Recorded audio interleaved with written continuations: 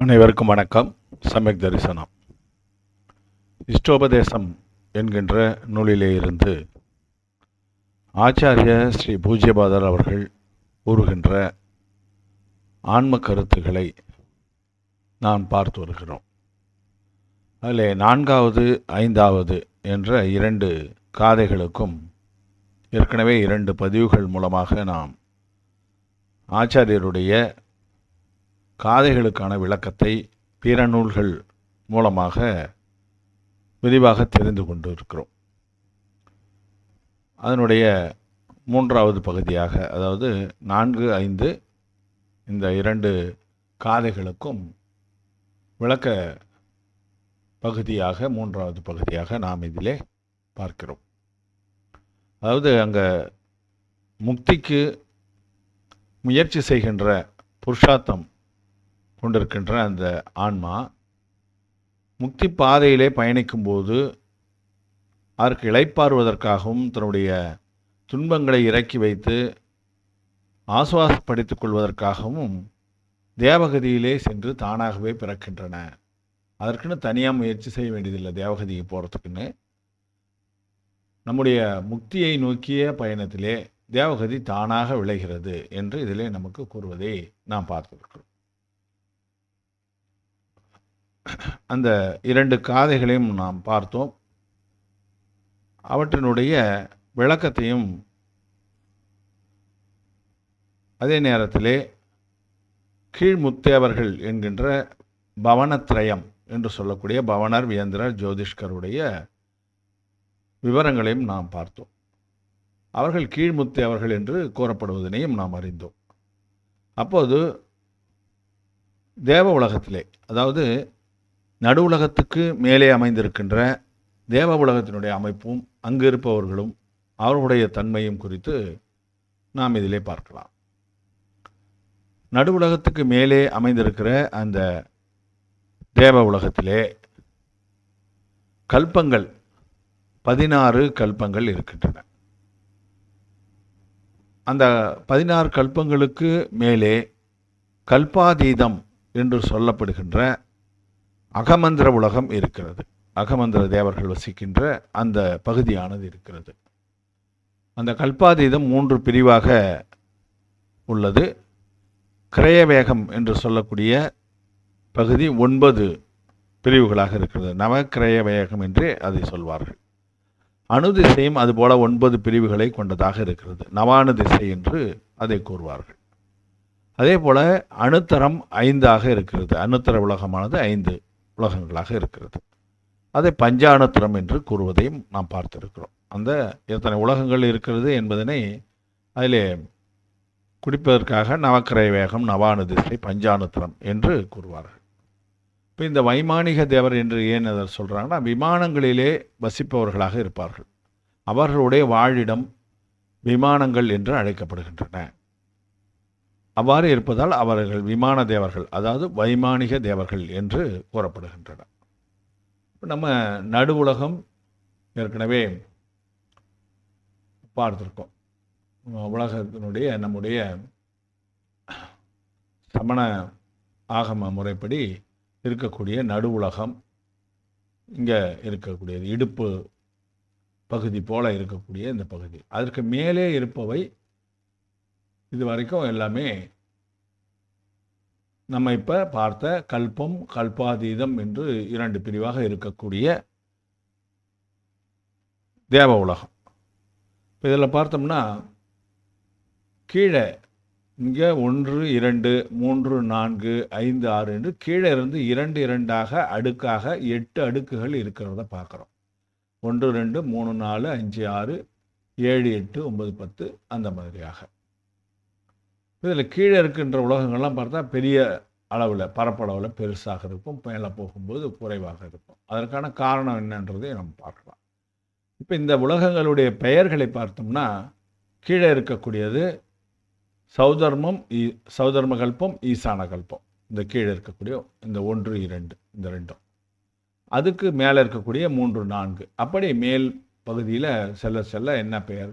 சனத்குமாரர், மாகேந்திரர், பிரம்ம, பிரம்மோத்திர, லாவந்த, காபிஷ்ட, சுக்ர மகா சுக்ர, சதார சகசிரார, ஆனத பிரணானத, ஆரண அச்சுத என்று இந்த 16 கல்பங்களுக்கும் பெயர்களை நமக்கு குறிப்பிடுகிறார்கள். இங்கே இருக்கக்கூடியவர்கள் எல்லாம் தேவர்கள். அதற்கு மேலே இருக்கக்கூடிய பகுதி இது நவக்கிரய வேகம், அதற்கு மேலே நவானு திசை, அதற்கு மேலே இருக்கக்கூடியது பஞ்சானுத்தரம். இந்த இடத்துல குறிப்பிடுகின்ற நவக்கிரய வேகம், நவானு திசை, பஞ்சானுத்தரம். இந்த பஞ்சானுத்தரம் என்பதுதான் சர்வார்த்த சித்தி என்று சொல்கிறோம் இல்லைங்களா, அதுதான் இருக்கிறதுலே மேலே இருக்கக்கூடிய உலகம், உச்சியில் இருக்கக்கூடிய உலகம். அதற்கு மேலே தான் 12 யோஜனை இடைவெளி விட்டு சித்தசீலா இருக்கிறது. அங்கே சித்த உயிர்கள் அங்கு தான் சென்று சேருகின்றன என்று நாம் இந்த உலக அமைப்பிலே பார்க்கிறோம். இப்போ தேவ உலகத்தை மட்டும் நம்ம பஞ்சானுத்தரம் வரைக்கும் பார்த்துருக்கிறோம். இப்போ இந்த கல்பத்தில் இருக்கக்கூடிய தேவர்களுடைய ஒரு சில விவரங்களை நாம் தெரிந்து கொள்ள வேண்டியது அடிப்படை தான். இதில் ரொம்ப அதிகமாக இல்லை, லோக சுரூபத்தில் மிக விரிவாக கொடுக்கப்பட்டிருக்கிறது என்பதனை சென்ற பதிவில் கூட நம்ம பார்த்தோம். இப்போ சௌதர்ம ஈசான கல்பங்கள் அவை ரெண்டும் பக்கத்திலே இருக்கக்கூடிய கீழே இருக்கக்கூடியதுன்றதை நம்ம பார்த்தோம் இல்லைங்களா. அங்கே இருக்கக்கூடிய அந்த தேவர்களுடைய உயரம் இங்கே முழங்களிலே குறிப்பிடப்படுகிறது. 7 முழம். அவருடைய ஆயுள் ஒரு பல்யோபம்லேருந்து ஒரு பல்யோபமம், அதிலிருந்து ஒரு கடற்காலம் வரைக்கும். அங்கே கடற்காலம் என்பது மிக நீண்டதொரு ஆயுள். கடற்காலம் என்பது கோடாகோடி ஆண்டுகள் சேர்ந்து இருக்கும். அது எவ்வளவுன்றதெல்லாம் நம்ம பின்னாடி கர்ணான யோகம் என்கின்ற பகுதி வரும்போது பார்க்கலாம். ஒரு சில தேவைப்படுகின்ற இடங்களில் அங்கே கொஞ்சம் விவரம் பார்க்கலாம். ஏற்கனவே கூட நம்ம திரவிய சங்கரகம் பார்க்கும்போது அதை குறிப்பிட்டிருக்கோம். இருந்தாலும் இங்கே நாம் அது ஒரு கடற்காலம், அதாவது அங்கே இருக்கக்கூடிய தேவர்களுக்கு குறைந்தபட்சமாக ஒரு பல்யம் அல்லது பல்யோபமம் என்று சொல்வார்கள். அந்த ஒரு பல்யத்திலிருந்து அதிகபட்சமாக அங்கே இருக்கிற தேவர்களுக்கு ஒரு கடற்காலம் இருக்கும். எல்லா தேவர்களுக்கும் ஒரே மாதிரியான ஆயுள் இருக்காது. அந்த ஆயுள்கள் கொஞ்சம் கொஞ்சமாக இந்த இதில் மினிமத்திலிருந்து மேக்சிமம் வரைக்கும் நடுவில் எது வேண்டுமானாலும் இருக்கலாம். அப்புறம் தேவர்களுக்கு அவதி ஞானம் உண்டுன்னு நம்ம ஏற்கனவே தெரிஞ்சு வச்சுருக்கோம். தேவர்களுக்கு அவதி ஞானம் அவருடைய பிறவியின் காரணமாகவே வந்துடும். தேவனா பிறந்தாலே அவதி ஞானம் இருக்கும். அவர்கள் எதுவரை அவருடைய அவதி ஞானத்தால் பொருள்களை அறிந்து கொள்ள முடியும்னா 1வது நரகம் வரைக்கும் தெரிஞ்சுக்கலாம். அதாவது மேலே இருக்கிறாங்க, நடு உலகத்தை தெரிந்து கொள்வார்கள். நடு உலகத்துக்கு அப்புறம் கீழே இருக்கக்கூடிய 1வது நரகம் வரைக்கும் அந்த அளவுக்கு தான் அவங்களுக்கு அவதி ஞானம் இருக்கும். அவர்களிலே இந்திரர்கள் எத்தனை பேர்னா சௌதர்மேந்திரர் 1, ஈசானேந்திரர் 1. அதால் தான் 1+1 நீங்கள் கொடுத்துருக்கேன். இந்தகரம் என்பது அவர்கள் வாழுகின்ற அந்த பகுதி. மொத்தம் 63 இந்தகரம் உண்டு சொர்க்கத்தில், அதாவது தேவ உலகத்தில். அதில் 31 இந்திரகம் சௌதர்ம ஈசான கல்பங்களிலே இருக்கும். அங்கே பார்த்தீங்கன்னா அந்த இடமே ரொம்ப பெரிய விசாலமாக இருக்கும் அந்த மற்ற உலகங்களை விட. ஏன்னா அங்கே தேவர்களுடைய எண்ணிக்கை அதிகம். அதனால் அந்த இந்தகரம் என்கின்ற அந்த வாழிடம், இந்தகரம் மட்டுமல்ல, ஸ்ரேணிபத்தம், பிரக்கிரணம் என்றெல்லாம் அந்த சாதாரண தேவர்கள் வசிக்கக்கூடிய பகுதியெல்லாம் பிரக்கிரணம் என்று கூறப்படும். அந்த 31 இந்தரகத்தை மையமாக கொண்டு ஸ்ரேணிபத்தமும் பிரக்கிரணங்களும் இருக்கும். அந்த விவரம்லாம் ரொம்ப அதிகமாக டீப்பாக போகின்றதை படித்து தெரிந்து கொள்ளலாம். முதல்ல அந்த இந்திரகம் 31 இந்திரகம் இருக்கக்கூடிய அளவுக்கு அங்கு சௌதர்ம ஈசான கல்பங்களில் 2 கல்பமும் சேர்ந்து தான் அது. அதற்கு அடுத்து பார்த்திங்கன்னா அவங்களுடைய தேவ சுகம் என்று சொல்லும் பொழுது அவர்களுக்கான காம சுகத்தையும் பற்றி நூல்கள் குறிப்பிடுகின்றன. அந்த தேவர்கள் எப்படி காம சுகம் பெறுகிறார்கள், பிரவீச்சாரம் என்று சொல்வார்கள். அது அப்படின்னா கூடுதல், அதாவது எப்படி நம்ம மனித இனத்தில் இருக்கக்கூடியவர்கள் ஆணும் பெண்ணும் கூடி இன்பத்தை அனுபவிக்கிறார்களோ அது போன்ற ஒரு இன்பம் அனுபவிக்கக்கூடிய தன்மை அந்த கல்பத்திலே இருக்கின்ற தேவர்களுக்கு உண்டு. இதிலே சௌதர்ம கல்பத்தில் 32 லட்சம் விமானங்கள், ஈசான கல்பத்திலே 22 லட்சம் விமானங்கள், அத்தனை தேவர்கள் இருக்கிறார்கள் என்று தெரிஞ்சுக்கலாம். ஒரு தேவருக்கு ஒரு விமானம் என்று அந்த கணக்கிலே நாம் புரிந்து கொள்ள வேண்டும். அதற்கடுத்து 2வதாக இருக்கக்கூடிய அடுக்கு சனத்குமாரர், மாகேந்திரர். அவர்களுடைய உயரம் பார்த்திங்கன்னா போக போக குறைஞ்சிக்கிட்டே போகும். 6 முழம். ஆயுள் அதிகரிச்சுக்கிட்டே போகும். 2 கடற்காலம் முதல் 7 கடற்காலம் வரைக்கும் இருக்கும். அதாவது குறைந்தபட்சம் 2, அதிகபட்சம் 7. நான் ஏற்கனவே சொன்னது போல் தேவர்கள் அனைவருக்கும் ஒரே மாதிரியான அந்த ஆயுட்காலம் இருக்காது. அவருடைய அந்த தூய்மைத்தன்மைக்கும் ஆன்ம தூய்மைக்கும் பொறுத்து குறைஞ்சபட்சம் 2ம் அதிகபட்சம் 7மாக நடுவில் எது வேண்டுமானாலும் இருக்கலாம். மிக குறைந்த வித்தியாசத்திலே கூட அந்த ஆயுள் அமையும் ஒவ்வொருத்தருக்கும். அதே போல் அவதி ஞானம் 2வது நரகம் வரைக்கும், அதாவது அவங்க இருக்கக்கூடியது சனத்குமார் மகேந்திர கல்பம், அதுக்கு கீழே இருக்கக்கூடிய அனைத்துலேருந்தும் 2 வரைக்கும் 2வது நரகம் வரைக்கும் போவோம். அதாவது சௌதர்ம ஈசான கற்பங்களில் என்ன நடக்குதுன்னு தெரிஞ்சுக்குவாங்க, நடுவுலகத்தில் என்ன நடக்குதுன்னு தெரிஞ்சுப்பாங்க. 1வது நரகம் 2வது நரகத்தில் இருக்கக்கூடிய அந்த உருவப் பொருள்களை எல்லாம் அறிந்து கொள்ளக்கூடிய அளவுக்கு அவங்களுக்கு அந்த அவதி ஞானமானது உண்டு. அங்கும் 2 இந்திரர்கள், சனத்குமாரருக்கு ஒருத்தர், மகேந்திரருக்கு ஒருத்தர். இந்தகரம் வாழிடம் சொன்னால் அது 7. இவர்கள் எப்படி காமசுகம் அனுபவிக்கிறாங்கன்னா தொடுதல், அவங்க தொட்டாலே அந்த காமசுகமானது நிறைவடைஞ்சிடும். அந்த அளவுக்கு அவர்களுடைய போக போக புலனின்ப விஷயம் குறைஞ்சிக்கிட்டே போகும். அதனால் அங்கே சௌதர்ம கற்பங்கள் கூடுதலால் வரக்கூடியதை இங்கே தொடுதலாலே அந்த இன்பத்தை அனுபவித்து விடுவார்கள். அப்போ மொத்த விமானங்கள் இங்கே சனத்குமாரர் 12 லட்சம், மகேந்திரர் 8 லட்சம் விமானங்கள். அதுக்கு அடுத்து இருக்கக்கூடிய பிரம்மோத்திரம் அவங்க 5 முழம், ஆயுள் 7லேருந்து 10 கடற்காலம், 3வது நரகம் வரைக்கும் அந்த அவதி ஞானம் இருக்கும். இந்த 2 கல்பத்துக்கும் சேர்த்து ஒரு இந்திரர் தான். பிரம்மோத்திரத்துக்கு தனித்தனி இந்திரர் இல்லை, ஒரே ஒரு இந்திரர் தான். இந்தகரம் அதே போல் 4 இந்திரங்கள். அவர்கள் அவருடைய தேவியரை காணும்போதே அந்த சுகத்தை அடைந்து விடுவார்கள்.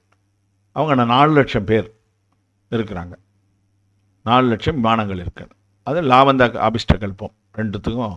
அவங்களுடைய உயரம் 5, 10லேருந்து 14 கடற்காலம் ஆயுள், 3வது நரகம் வரைக்கும் தான் இவங்களும் பார்ப்பார்கள்.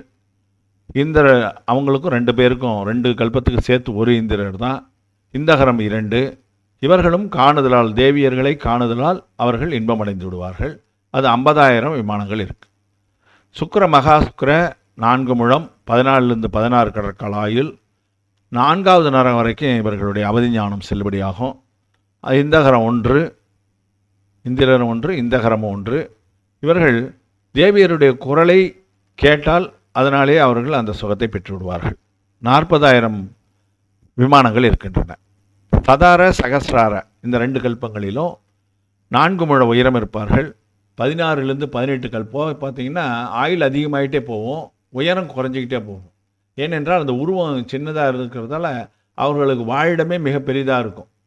அவர்கள் அந்த உயரத்தை வச்சுக்கிட்டு நிறைய இடத்துல அவங்களால் நிறைய விமானங்களில் அவர்களுக்கு விசாலமானதாக இருக்கும் அந்த விமானம். அதனால் ஆயுள் 16லேருந்து 18, 4வது நரகம் வரைக்கும் அவதி ஞானம் அவர்களால் அறிந்து கொள்ள முடியும். அந்த 2 கல்பத்துக்கும் ஒரு இந்திரர், ஒரு இந்தகரம். அவர்கள் இதே போல் கேட்டல், அவங்களுடைய தேவியருடைய குரலை கேட்டாலே அவர்களுக்கான அந்த காமசுகமானது நிறைவடையும். அது 6,000 விமானங்கள் இருக்கின்றன. ஆனத பிரணானத இதில் 3.5 முழம், 4லேருந்து இப்போ 3.5 குறைஞ்சிடுச்சு. ஆயுள் பார்த்திங்கன்னா அதிகரிக்கும். இந்த முதல் கல்பத்தில் என்ன அதிகபட்ச ஆயுள் இருக்கோ அது இங்கே குறைந்தபட்ச ஆயுளாக காணப்படும். அதையும் நம்ம நோட் பண்ணிக்கணும். அப்போ 18லேருந்து 20 கடற்காலம், 5வது நரகம் வரைக்கும் இவங்க பார்ப்பாங்க. இங்கே 2 இந்திரர்கள் இருப்பார்கள். ஆனத கல்பத்துக்கு ஒன்று, பிரணானத கல்பத்துக்கு ஒன்று என்று 2. அவர்கள் தேவியர்களை நினைத்தாலே அந்த சுகமானது அவர்களை வந்து அடையும். அதற்கடுத்து ஆரண அச்சுத இந்த 2 கல்பத்துலேயும் 3 முழம், அரை முழம் குறைஞ்சிருக்கு பாருங்க. அதே போல் 20 அங்கே உச்சபட்சமாக இருந்தது ஆனத பிரணானத்தில், இங்கே அது குறைந்தபட்சமாக இருக்கும். 20லேருந்து 22 அந்த கடற்கரை, அந்த கடல் ஆயுள் அவர்கள் வைத்திருப்பார்கள். அவதி ஞானம் 5வது கல்பம் வரை. இவர்களுக்கும் தனித்தனி இந்திரர்கள், ஆரண இந்திரர், அச்சுதன் இந்திரர். இவங்க 2 கல்பத்துக்கும் சேர்த்து 6 இந்தகரம் வாழிடம் இப்படி கொடுக்கப்பட்டிருக்கு. இந்த 4 கல்பம் இருக்கு இல்லைங்களா, ஆனத பிரணானத ஆரண அச்சுத, அந்த 2 அடுக்குக்கும் சேர்த்து 6 இந்தகரம். இவர்களும் அந்த நினைத்த மாத்திரத்திலே அவர்களுடைய இன்பமானது நிறைவு பெறும். இந்த 2 கல்பத்துக்கும் சேர்த்து, அதாவது 2 அடுக்குக்கும் 4 கல்பத்துக்கும் சேர்த்து 700 விமானங்கள் இருக்கின்றன. குறைஞ்சிக்கிட்டே போகுது பாருங்கள். விமானம் குறையுதுன்னா அத்தனை தேவர்கள் அங்கு குறைவார்கள். இங்கே 32 லட்சம் தேவர் இருக்காங்க சௌதர்ம கல்பத்தில். ஆனால் இந்த ஆனத பிரணானத ஆரண அச்சுத இந்த 4 கல்பங்களும் சேர்த்து 700 விமானங்கள் தான் இருக்கின்றன. அப்போ அந்த எண்ணிக்கை குறைந்து கொண்டே போகுது. ஏன்னு கேட்டால் அவங்கள இவங்களை விட அதிகமான வைபோகமும் ஆயுளும் பெற்ற தேவர்களாக இருக்கிறார்கள் என்பதை நாம் புரிந்து கொள்ளணும். இப்போ இவங்க 16 கல்பம் இதில் வந்துடுச்சு. 16ம் கல்ப தேவர்கள் என்று சொல்லக்கூடியவர்கள். இவர்களில் நாம் சொன்ன அந்த 10 பிரிவுகள் இருக்கும்.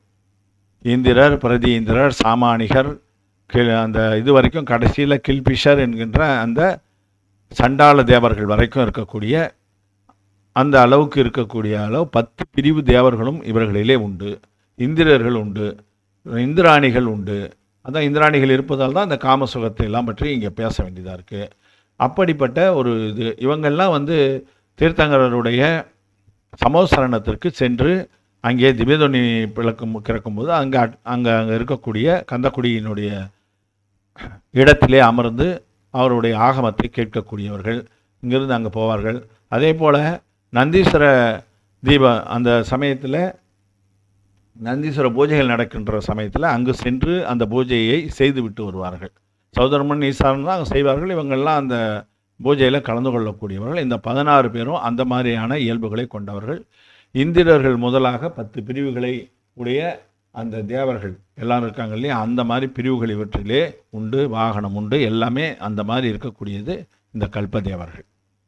அதற்கு அடுத்து வரக்கூடியவர்கள் அந்த கல்பாதீதம் என்று சொல்லக்கூடிய அந்த பகுதியிலே வாழ்பவர்கள். அதில் கிரயவேகம் 9 இருக்குன்னு நம்ம பார்த்தோம். அதுவே 3ஆக பிரிஞ்சிருக்கு பாருங்கள். கீழ் கிரயவேகம், மத்திய கிரயவேகம், மேல் கிரயவேகம். இதிலே கூட கீழ் கிரயவேகமும் 3ஆக பிரிஞ்சிருக்கும். அதாவது கீழ் கீழ், கீழ் மத்திய, கீழ் மேல், அப்படி. அந்த கீழ் கிரயவேகத்தில் 3 பகுதி, மத்திய கிரயவேகத்தில் 3 பகுதி, மேல் கிரயவேகத்தில் 3 பகுதி. அதெல்லாம் 3 3 கூட்டிங்கன்னா 9 வந்துடும். அப்படி தான் அந்த கிரயவேகம் பிரிஞ்சிருக்கிறது என்று நான் தெரிந்து கொள்கிறோம். இப்போ இதில் உயரம் பார்த்தீங்கன்னா கீழ் கிரயவேகத்தில் 2.5 முழம். அவருடைய ஆயுட்காலம் 23லேருந்து 25 வரைக்கும்னு கொடுத்துருக்கு. இதிலே பார்த்தீங்கன்னா அந்த 3 உலகத்துக்கும் தனித்தனியாக 23, 24, 25 அப்படி ஆயுள் வரும். அந்த மாதிரியான ஆயுள் இவர்களுக்கு இருக்கும். இவர்களுக்கு அந்த அதிகபட்சம் குறைந்தபட்சம் என்ற அந்த கல்பத்தில் இருந்த மாதிரியான இது இருக்காது. 3 கிரயவேகம் இருக்குது இல்லைங்களா, 3 கிரயவேகத்துக்கும் 23 ஒன்றுத்துக்கு 24 1, 25 1. அதே போல் மத்திய கிரயவேகமும் அந்த 2.5 முழம் 2 முழமாக ஆகிடுது பாருங்கள், குறைஞ்சிரும். அப்போ 26லேருந்து 28 வரைக்கும் இதுவும் 3ஆக பிரிஞ்சிருக்கும். 26 ஒரு இதற்கு ஒரு கிரயவேகத்திற்கு 27 1, 28 1 3ஆக பிரிஞ்சிருக்குன்னு நம்ம அதிலே பார்த்தோம். அதே போல் மேல் கிரயவேகம் 1.5 முழம் உயரம் இருப்பார்கள். 29லேருந்து 31 வரைக்கும். ஒரு கல்பத்துக்கு ஒரு உலகத்துக்கு 29, இன்னொன்றுக்கு 30, இன்னொன்றுக்கு 31. அப்படி கிரயவேகம் தனித்தனியாகத்தான் அந்த ஆயுளானது அவர்களுக்கு இருக்கும். அந்த ஆயுளுக்கு அதிகபட்சம் குறைந்தபட்சன்றது இல்லை. எல்லா தேவர்களும் அப்படித்தான் அந்த ஆயுளத்தையும் கொண்டிருப்பார்கள். நவான திசை அது பார்த்திங்கன்னா 1.5 முழம் அவங்களுடைய உயரமும், அவங்களுடைய ஆயுட்காலம் 32. பஞ்சானத்தரம் 1 முழம் உயரம் தான் இருப்பார் அந்த தேவர். அவருக்கு 33 கடற்காலம். இதுதான் உச்சபட்சமாக இருக்கக்கூடியது. அதிகபட்சமாக தேவசோகத்திலே இருக்கக்கூடியவர்கள் 33 கடற்காலங்கள் இருப்பார்கள். அது பஞ்சானத்திர தேவர்களுக்கு தான் இருக்கும். அது சர்வார்த்த சித்தி தான். அதில் இருக்கக்கூடிய 5 அணுத்திரத்துக்கும் பேரெல்லாம் நமக்கு நூல்களில் கொடுத்துருக்கு. அது தேவைன்னா நம்ம பார்க்கலாம். இப்போ இதில் அதே போல் பார்த்திங்கன்னா அந்த அவதி ஞானம் அதிகரிச்சுட்டே போகும். 6வது நரகம் வரைக்கும் பார்ப்பாங்க கிரயவேகத்தில் இருப்பவர்கள். நவான திசையும் பஞ்சானத்திரமும் 7வது நரகம் வரைக்கும்னா அவர்கள் இருக்கக்கூடிய அந்த மேல்நிலையில் இருந்து கீழே இருக்க அத்தனை கல்பத்தையும் பார்ப்பாங்க. நடுவுலகத்தில் இருக்கக்கூடிய உருவப் பொருள்களும் அவருக்கு தெரியும். அதற்கு கீழே இருக்கிற நரகம் 7வது நரகம் வரைக்கும் மொத்தத்தையும் அந்த உலகத்தில் இருக்க திரசநாளியில் இருக்கக்கூடிய அத்தனை உருவப் பொருள்களையும் அவர்கள் இருந்த இடத்திலிருந்தே பார்த்து கொள்வார்கள். இவர்கள் அந்த கல்பங்களை விட்டு வெளியே வரமாட்டார். அந்த உலகத்தை விட்டு, கிரயவேகத்தை விட்டோ, நவதிசையோ, பஞ்சானத்திரத்தை விட்டோ எதற்கும் வெளியே வரமாட்டார்கள். தீர்த்தங்கரர் அவர் சமோசரணம் அமைஞ்ச உடனே அவரை வணங்குவதற்காக தம்முடைய விமானத்தை விட்டு கீழே இறங்கி 7 முழ தூரம் நடந்து அவர் இருக்கின்ற திசை நோக்கி நடந்து அவரை வணங்கிவிட்டு மீண்டும் தங்களுடைய விமானத்துக்கு சென்று விடுவார்கள். சமோசரணத்துக்கு இவங்க வரமாட்டாங்க. அதே போல் நந்தீஸ்வர தீவில் நடக்கக்கூடிய அந்த நந்தீஸ்வர பூஜைக்கும் இந்த தேவர்கள் அங்கு செல்ல மாட்டார்கள். அதாவது முக்கியமாக என்ன சொல்லலாம், அந்த விமானத்திலே தான் இவருடைய வசதியெல்லாம் இருக்கும்.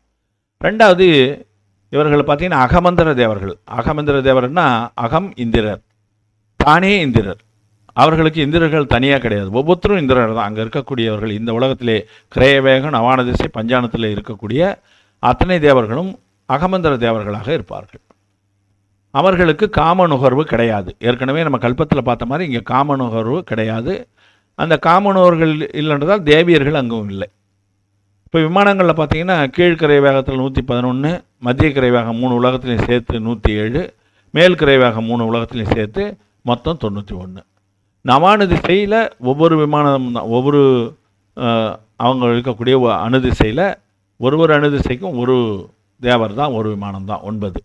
அதே போல் பஞ்சானத்திரத்துலேயும் 5 தான். அப்போ இந்த எண்ணிக்கை பார்த்திங்கன்னா உயரம் குறைந்து கொண்டே போகும், ஆயுள் அதிகரித்து கொண்டே செல்லும், அவதி ஞானமும் அதிகரித்து கொண்டே செல்லும், விமானங்களுடைய எண்ணிக்கை குறைஞ்சிக்கிட்டே போகும். ஏன்னா கீழே இருக்கக்கூடிய சௌதர்மகல்பத்தில் 32 லட்சம் விமானம் இருக்குது, பஞ்சானத்திரத்தில் இருக்கக்கூடியதில் 5 விமானம் தான் இருக்குது. அப்படி நம்ம அந்த தேவர்களுடைய வைபோகமும் அவருடைய தன்மையும் நாம் புரிந்து கொள்கிறோம். இதில் ஒரு பிறவி மட்டும்தான், அடுத்த பிறவியில் மனிதனாக பிறந்து அவர்கள் சித்தகதை அடைந்து விடுவார்கள் என்கின்ற அளவுக்கு விபவம் பெற்றவர்கள், வைபோகம் உடையவர்கள். சௌதர்மேந்திரன், அவனது மனைவி இந்திராணி, அவனது இந்திராணியாக இருக்கக்கூடிய சசிதேவி, பேர் தான் இது. சௌதர்மேந்திரன் என்பது அந்த போஸ்ட்டுக்கான பேர். யார் அங்கே போகிறாங்களோ அவர் சௌதர்மேந்திரன். அந்த இந்திரனாக சென்று பிறக்கவர், அவருக்கு பேர் சௌதர்மேந்திரன். ஒரு சௌதர்மேந்திரன் அவருடைய ஆயுள் முடிவில் மனிதராக பிறந்துட்டார்னா இன்னொருத்தர் சௌதர்மேந்திரனாக அங்கு சென்று விடுவார். அதே போல் தான் சசிதேவி ஒரு சௌதர்மேந்திரனுக்கே சசிதேவர்கள் மாறுவார்கள். அதெல்லாம் ரொம்ப விளக்கமாக இருக்குது நூல்களில், வாய்ப்பு இருக்கும்போது பார்க்கலாம். அதே போல் சர்வார்த்த சித்தியில் இருக்கக்கூடிய பஞ்சானத்து அந்த தேவர் அடுத்த பிறவியிலே மனிதனாக பிறந்து போயிடுவார். மற்றவங்கள்லாம் எப்படின்னா அணுதிசையும் அந்த பஞ்சானத்தில் 2 அதிகபட்சமான 2 பிறவி வரும், மறுபடியும் தேவனாக போயிட்டு மறுபடியும் மனிதனாக வரலாம். ஆனால் நவக்கிரை வேகத்தில் இருக்கக்கூடிய அந்த தேவர்களுக்கு அவ்வாறு கிடையாது. அவர்களுக்கு பிறவியினுடைய இதை சொல்ல முடியாது. ஏன்னா அவர் மித்யா திருஷ்டி கூட நவக்கிரை வேகம் வரைக்கும் போகலான்வாங்க. அதெல்லாம் நமக்கு வாய்ப்பு இருக்கும்போது பார்க்கலாம். அதனால் சர்வார்த்த சித்தியில் இருப்பவர்கள் ஒரு பிறவியில் மனிதனாக பிறந்து அடுத்தது அந்த மனித பிறவிலே அவர்கள் சித்தப்பிறவி அடைந்துள்ளனர். அதே போல் லௌகாந்திக தேவர்கள் என்பவர்கள் பிரம்மகல்பத்தில் இருப்பாங்க. பிரம்மகல்பம் என்று நம்ம பார்த்தோம் இல்லைங்களா, நடுவில் இருக்கும் அது. அந்த பிரம்மகல்பத்தில் கடைசி 8 விமானங்களிலே இருக்கக்கூடியவர்கள். அப்போ அவங்க எப்படிப்பட்டவர்கள்னால் புலனாசை இல்லாதவர்களாக இருப்பார்கள், 14 அங்கங்கள் அறிந்தவர்களாக. புலனாசையற்றவர்கள்னால் அவர்களுக்கு தேவிகள் கிடையாது, 14 அங்கங்களை அறிந்தவர்களாக இருப்பார்கள்.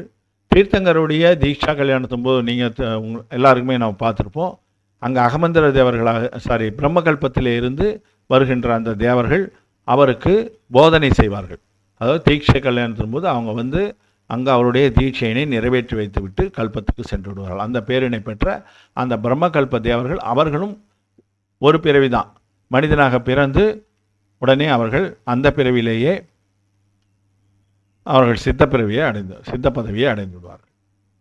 இப்போ இதை பார்த்தீங்கன்னா யார் அங்கே பிறப்பாங்க அப்படின்றத ஒரு சின்ன இதுக்காக ரொம்ப டீட்டெயிலாக போக வேண்டாம், ஒரு ஐடியாவுக்காக நம்ம இப்போ தெரிஞ்சுக்கலாம். அதாவது மனமற்ற பரியாப்திக உயிர்னா மனமில்லாத உயிர்கள், அசஞ்சி உயிர் என்று சொல்வார்கள். 1 புலன் 2 புலன் 3 புலன் 4 புலன் 5 புலன்லேயும் மனமற்ற உயிர்கள் இருக்கின்றன. அவையெல்லாம் பவன வியந்திர தேவர்களாக சென்று பிறப்பார்கள். தவம் செய்யக்கூடியவர்கள் போகபூமி மித்யா திருஷ்டியாக மோகபூமியிலே மித்யா திருஷ்டி உண்டு. அந்த போகபூமி மித்யா திருஷ்டியாக இருக்கக்கூடியவர் பவனத்திரயத்தில் பிறப்பாங்க. பவனத்திரயம்னா பவனம், வியந்திரம், ஜோதிஷ்கம், இந்த 3த்தையும் திரயம் என்று சொல்வார்கள், 3 உலகத்தையும். அங்கு சென்று பிறப்பார்கள். போகபூமியில் சமயக் திருஷ்டியாக இருப்பவர் சௌதர்ம ஈசான கல்பங்களிலே சென்று பிறப்பார். போக ஆசையை ஒழித்தவர், போகத்தை அந்த ஆசை இல்லாத இருந்து அனுவிரதி, இளம் பிரம்மச்சாரி, ஆர்வமுள்ள பிரம்மச்சாரி. ஆர்வம்னா பல வேலைகளை செய்து கொண்டு இருப்பார். பிரம்மச்சாரியாக இருந்தாலும் பற்றினை முழுவதுமாக திறக்க மாட்டார். அதே போல் அகாம நிர்ஜரை, அந்த டீட்டெயில் நம்ம முதல்ல பார்த்தோம். பவன உலகத்தில் சென்று பிறப்பார்கள், அவர்கள் இங்கேயும் பிறப்பார்கள். தேவகதி பந்தமாயிடுச்சு. ஆனால் நெருப்பிலே இறந்தவர்கள், நீரில் விழுந்தோ அல்லது நெருப்பிலே விழுந்தோ இறந்து போனவர்கள், அந்த மாதிரி இருக்கக்கூடியவர்கள் நீச்ச தேவர்களாக பிறப்பார்கள். இந்த கல்பம் 16 கல்பம் இருக்கு இல்லைங்களா, அதில் நம்ம நீச்ச அளவுக்கு நீச்ச குணத்தை படைத்த அந்த கில்விஷ்கர் என்கின்ற அந்த பிரிவினை நம்ம பார்த்தோம். வாகன தேவர்கள்லாம் பார்த்தோம். அந்த மாதிரி தேவர்களாக, நீச்ச தேவர்களாக, அதாவது நீசர் என்றால் தெரியும், அந்த தேவர்களாக அவர்கள் சென்று பிறப்பார்கள். அதே போல் உச்ச பிரம்மச்சாரியத்திலே ரொம்ப உச்ச நிலையிலே இருக்கக்கூடியவர்கள், ஆன்ம நோக்கர், தன்னுடைய ஆன்ம பயணத்தை தொடங்கி ஆன்மாவை மட்டுமே சிந்தித்து கொண்டு இருப்பவர், பற்று துறந்தவர், இவர்களெல்லாம் அந்த பிரம்மகல்பம் வரை சென்று பிறப்பார்கள். கீழே இருக்கிறதும் உண்டு, சௌதர்ம ஈசானத்திலையும் பிறக்கலாம், ஆகேந்திரத்திலையும் பிறக்கலாம், பிரம்மகல்பம் வரைக்கும் அவங்க போய் பிறப்பார்கள். ஆஜீவகர் என்று சொன்னால் அது நம்ம ஆசீவகர் என்று ஆசீவக மதம் என்று தனியாக இருக்குது, அது குறிப்பிடுவதாக இல்லை. இங்கு ஸ்வேதாம்பர முனிவர்களை தான் சொல்கிறாங்க. அதாவது ஆடை கட்டியவர்களை ஆசீவகர் என்று சொல்வார்கள். ஆடை கட்டியும் முனிகளாக இருப்பவர்கள் ஆஜீவகர்கள் என்று நூல்களிலே விளக்கம் தருது. அவங்க அச்சுத கல்பம், அந்த 16 கல்பம் இருக்கு இல்லைங்களா, அந்த 16 கல்பம் வரை நீச்ச தேவர்களாக சென்று அங்கு பிறப்பார்கள். அசம்யத சமயக் திருஷ்டி, தேச சம்யதர்னா முழுமையான சமயத்துவம் கிடைக்காமல் கொஞ்சம் குறைந்த சமயத்துவம் உடையவாக இருந்தாலும் சமயத்துவம் இருக்குது அவங்ககிட்ட. சமயக் திருஷ்டியாக இருப்பார்கள், சமயக் ஞானம் இருக்கும், அதே போல் சமயக் சாரித்திரமும் அவர்களும் இருக்கும். அது முழுமையும் இல்லாமல் இருக்கும், அவ்வளோதான். அங்கே மனிதர் விலங்கு ரெண்டுமே அந்த மாதிரியான, விலங்குக்கும் அந்த மாதிரி உண்டு. தேச சம்யதர் 5வது குணநிலை என்று நமக்கு மேருமந்த புராணத்திலாம் கதையில் பார்ப்போம். அங்கே விலங்கு, யானை அந்த மாதிரி இருக்கும் அப்படின்னு சொல்லுவாங்களே, அது மாதிரி மனிதர்களுக்கும் விலங்குகளுக்கும் அவங்க அச்சுதம் கல்பம் வரை மகர்திக தேவராக, உயர்ந்த தேவர்களாக அச்சுத கல்பம் வரைக்கும் சென்று 16 கல்பம், 16வது கல்பம் தான் அச்சுதம். 16 கல்பத்தில் எங்கே வேணாலும் பிறப்பார்கள். திரவியத்தினால் மகாவிரதி, பாவத்தினால் அசம்யத சமயக் திருஷ்டி, மித்யா திருஷ்டி, இப்படி இருப்பவர்கள். திரவியத்தினால் மகாவிரதினா, திரவியம்னா உடல் மகாவிரதி அப்படின்னா என்ன அர்த்தம்? நிர்வாண கோலம், திகம்பரராக இருப்பவர் திரவியத்தில் மகாவிரதி, அவர் மகாவிரதம் இருப்பவராக இருக்கிறார். அது உடல் அளவில். ஆனாலும் அவருக்கு முழுமையான அந்த சமஞானமானது முழுமையடையாமல் இருக்கும், இருப்பாரை தவிர அவருக்கு அந்த முழுமையான மித்யா திருஷ்டியாக, சமயக் திருஷ்டியாக இருப்பாரானா இருக்க மாட்டார். அசம்யத சமயக் திருஷ்டினா அந்த புலனடக்கத்திலே மிக கொஞ்சம் குறைந்த சமயக் திருஷ்டி. அதே நேரத்தில் மித்யா திருஷ்டியும் அப்படி இருப்பாங்க. அவர்கள் அந்த துறவு கோலம் போட்டுருவாங்க, ஆனால் முழுமையான சமயத்துவம் இருக்காது. அப்படி இருக்கிறவங்க அந்த கிரய வேகம் வரைக்கும் சென்று பிறப்பாங்க, நம்ம பார்த்தோம் இல்லைங்களா. அதனால் மித்யா திருஷ்டி கூட அந்த அகமந்தர தேவனாக போய் பிறக்கலாம். ஆனால் அவங்க எப்படி இருக்கணும்னா திரவியத்தில் மகாவரதியாக இருக்கணும், அதாவது நிர்வாண கோலத்தில் இருந்த தவம் செய்த முனிவராக இருக்க வேண்டும். அடுத்தது திரவியத்தினால் மகாவிரதி, பாவத்தினால் ஆகாரகரித்தினா நம்ம ஏற்கனவே பார்த்தோம், திரவிய சங்கரம் பார்க்கும்போது தன்னுடைய சந்தேகத்தை தீர்த்து கொள்வதற்காக அந்த ஆகார உடலானது வெளியே கிளம்பி சென்று, வலது தோளிலிருந்து வெளியே கிளம்பி சென்று தன்னுடைய குருவையோ இல்லை தீர்த்தங்கர பாதத்தையோ தொடும்போது அந்த ஆகம சந்தேகம் அவர்களுக்கு நிவர்த்தி ஆகிடும். அந்த மாதிரியே உடலை பெற்றவர் ஆகார ரித்தி பெற்ற முனிவர் என்று சொல்வோம். அப்புறம் உபசமஸ்ரேணி முனைபவர், அதாவது முக்தி பாதையிலே 7வது குணநிலையிலிருந்து உயரக்கூடியவர். அவர் உபசமஸ்ரேணி முனைபவர்னா அதில் காலடி எடுத்து வைத்திருக்கிறவர்னா தூய்மையான மனநிலையோடு இருப்பவர். அது சுய ஆன்மனை பாவிப்பவர். அப்புறம் தர்ம சுக்ல தியானத்தை பாவிப்பவர். இந்த மாதிரி இருக்கக்கூடிய மிக உச்ச நிலையிலே தவத்தினை மேற்கொண்டிருக்கின்ற அந்த முனிவரர்கள், அவர்கள் சர்வார்த்தி சித்தி வரை சென்று பிறப்பார்கள்.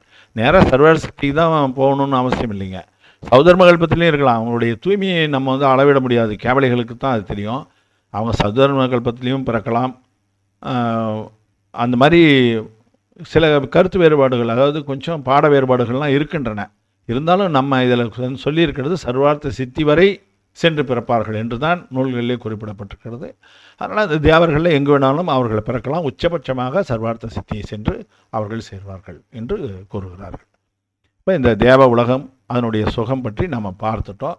அதைத்தான் இந்த 2 காதைகளிலே நமக்கு இந்த இஷ்டோபதேச நூல் கூறியிருக்கிறது. யத்ர பாவ சிவம் தத்தே தேவக்கிய தூரவர்தினி யோ நயத்யாசு கபியூதிம் குரோச்சார்த்தே கிம் சசீததி. ரொம்ப தூரம் சுமையை தூக்கி கொண்டு செல்பவன் நேரடியாக அந்த இடத்தை அடையாமல் நடுவிலே இறக்கி வைத்து தன்னை ஆசுவாசப்படுத்தி கொண்டு செல்கிறான். அதுதான் முக்திக்கு செல்கின்றவன் தேவகதியிலே சென்று பிறந்து தன்னுடைய ஆசுவாசத்தை செய்து கொள்கிறான் என்றும், ரிஷி கஜமராந்தகம் தீர்க்க காலோபலாலிதம் நாகே நாகௌக சுகம் சௌக்கியம் நாகே நாகௌக சாமிவ. தேவசுகம் எப்படிப்பட்டது என்று கேட்டால் தேவசுகத்துக்கு இணையாக வேறு எதையும் கூற முடியாது. இப்போ நம்ம பார்த்தோம் இல்லைங்களா, அந்த வைபவம் எல்லாம் அவர்களுக்கு இருக்கிறது. எனவே தேவசுகத்தை தேவசுகம் என்று தான் நாம் கூற வேண்டும் என்று இந்த காதையிலே சொல்கிறார். இந்த 4 காதைகளை துணையாக கொண்டு நாம் தேவ உலகத்தை பற்றிய ஒரு சில விவரங்களை தெரிந்து கொண்டோம் என்பதை இந்த காதை மூலமாக தெரிவித்துக் கொள்கிறேன். எனவே இந்த தொடர்ச்சியாக இந்த இஷ்டோபிதேச நூலினை நாம் பார்க்க இருக்கிறோம். அவற்றுக்கு தாங்கள் தொடர்ந்து ஆதரவு கொடுக்க வேண்டும் என்று பணிவோடு கேட்டுக்கொள்கிறேன். இப்போ இதில் இருக்கிறது போல் நல்லறம் என்கின்ற அந்த யூடியூப் சேனல் மூலமாக நான் இந்த நூலினை பற்றிய கருத்துக்களை கூறி வருகிறேன். அதற்கு தாங்கள் தொடர்ந்து ஆதரவு கொடுத்து வருகிறீர்கள். அவ்வாறே தொடர்ந்து ஆதரவு கொடுக்க வேண்டும் எனவும் நான் பணிவோடு கேட்டுக்கொள்கிறேன். இதிலே தங்களுடைய வினாக்களை எழுப்பலாம், கமெண்ட் பாக்ஸில் தங்களுடைய கருத்துக்களை தெரிவிக்கலாம். அதே போல் லைக் பட்டன் அழுத்தி ஆதரவும் தெரிவிக்குமாறு பணிவோடு கேட்டுக்கொண்டு வாய்ப்புக்கு நன்றி கூறி முடித்துக் கொள்கிறேன். அனைவருக்கும் நன்றி. ஜெய் ஜினேந்திரா.